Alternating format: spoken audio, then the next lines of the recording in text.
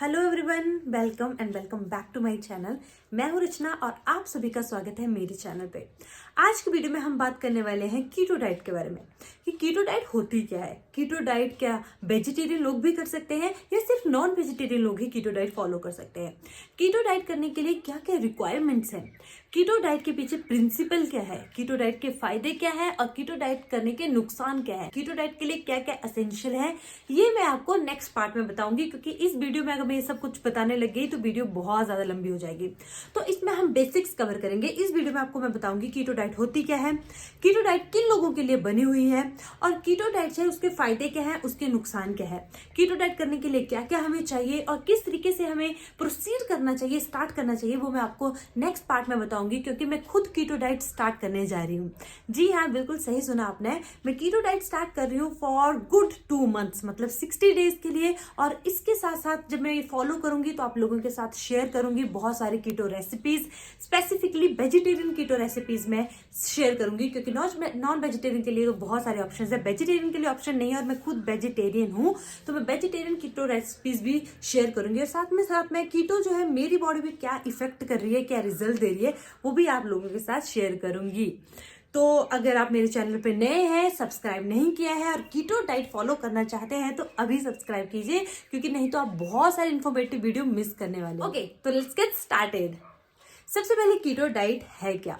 Basically keto diet एक nutritional therapy है जो 1920 में यूज की गई थी, यूज करना स्टार्ट हुई थी specifically to treat the paediatric seizures. जो बच्चों में सीजर की प्रॉब्लम है, डिजीज है, उसको ट्रीट करने के लिए न्यूट्रिशनल थेरेपी यूज की जाती थी, that is keto therapy, ketogenic therapy.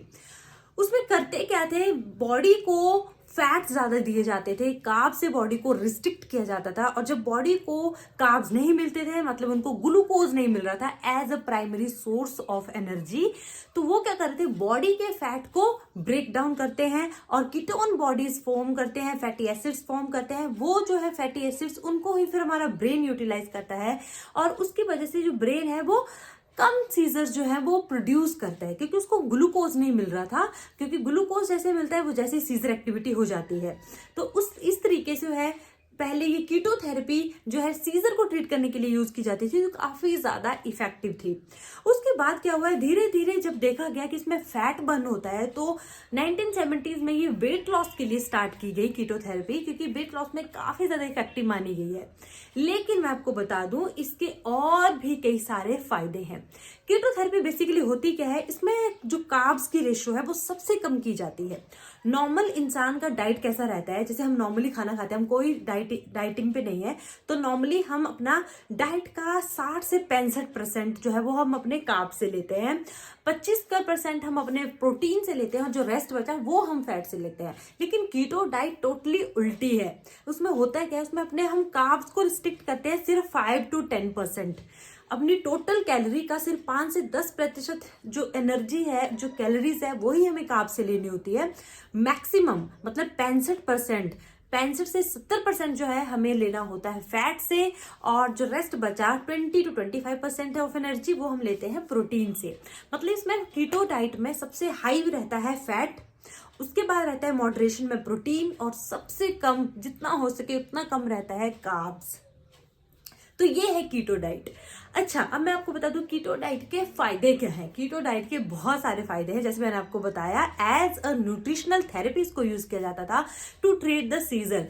तो सीजर के लिए, पीडियाट्रिक सीजर के लिए बहुत ज्यादा हेल्पफुल रही है। उसके बाद ये करंट इरा में बहुत इंपॉर्टेंट रोल प्ले करती है, करंट इरा में ये बहुत इंपॉर्टेंट रोल प्ले कर रही है टू ट्रीट द पीसीओडी। बिल्कुल सही सुना आपने। जिन वुमेन में पीसीओडी की प्रॉब्लम रहती है उसके लिए भी कीटो थेरेपी बहुत अच्छे से काम कर रही है। इवन अंडर द सिनेरियो और अंडर द ऑब्जर्वेशन ये डायबिटीज पेशेंट के लिए भी यूज की जाती है, और साथ ही साथ में कुछ कैंसर्स को ट्रीट करने के लिए भी कीटो थेरेपी यूज की जाती है।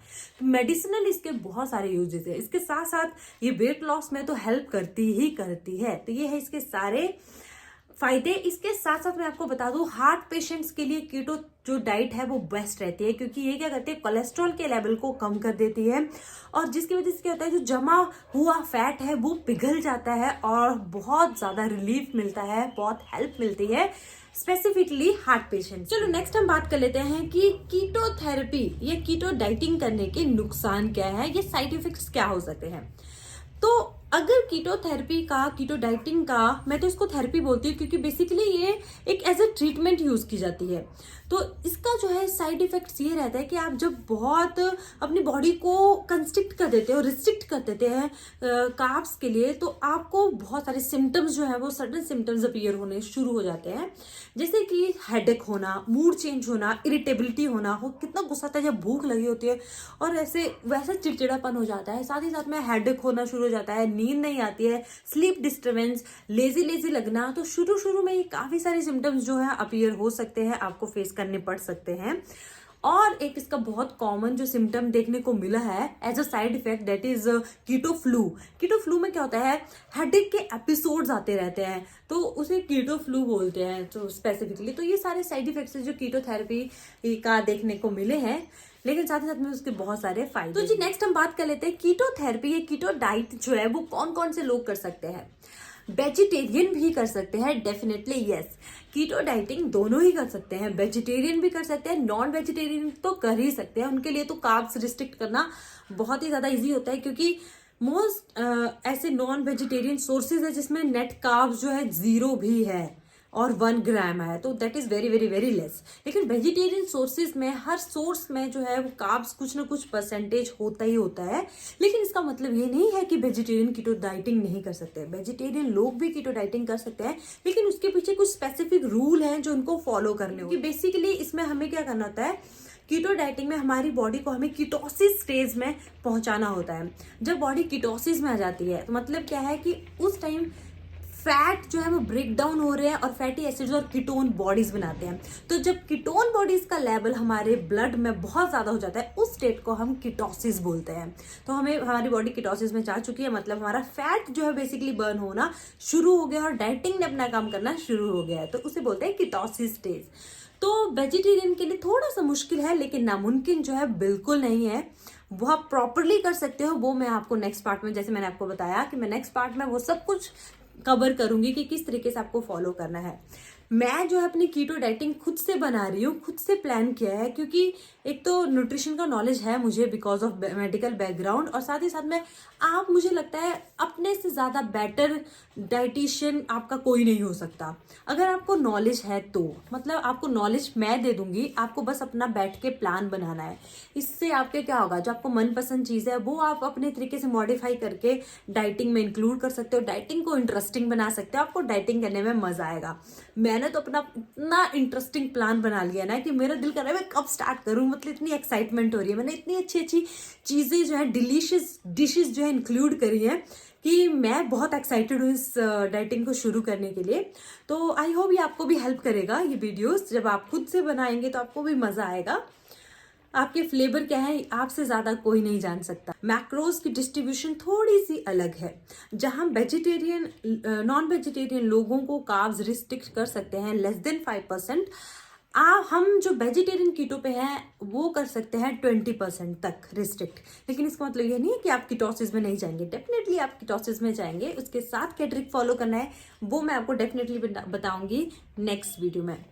तो आई होप इस वीडियो में आपको क्लियर हो चुका है कि बेसिकली कीटो डाइट होती क्या है, कीटो डाइट काम कैसे करती है, और साथ ही साथ में कीटो डाइट काम करने के बाद आपको पता चल गया है कि वेजिटेरियन लोग भी इसको डेफिनेटली फॉलो कर सकते हैं, क्योंकि बहुत सारे ऐसे वेजिटेबल्स भी हैं जिनमें नेट कार्ब्स बहुत ही कम है, 2%, 3 ग्राम, 1 ग्राम, 2 ग्राम, ऐसा ऐसा कार्ब्स है। तो उनको इंक्लूड करके हम अपनी डाइटिंग को इंटरेस्टिंग बना सकते हैं। तो मैंने प्लान किया है अपना कीटो डाइट का जो मेरा शेड्यूल है वो स्टार्ट होगा 6 फरवरी से, और मैं ये लेके जाऊंगी टिल 6 अप्रैल, मतलब कंप्लीट 2 मंथ के लिए मैं इसको फॉलो करूंगी और रिजल्ट्स आप लोगों के साथ शेयर करूंगी। मैं एक्सपेक्ट कर रही हूँ 10 किलो कम करना इन 2 मंथ्स। आई डोंट नो कि कितना पॉसिबल होगा, 10 kilos is a huge number actually, but देखते हैं। बहुत सारे लोगों ने रिड्यूस किया भी है। मैंने अपना टारगेट सेट किया है कि मैं 6 तक 10 किलो लूज करूंगी विद कीटो डाइटिंग।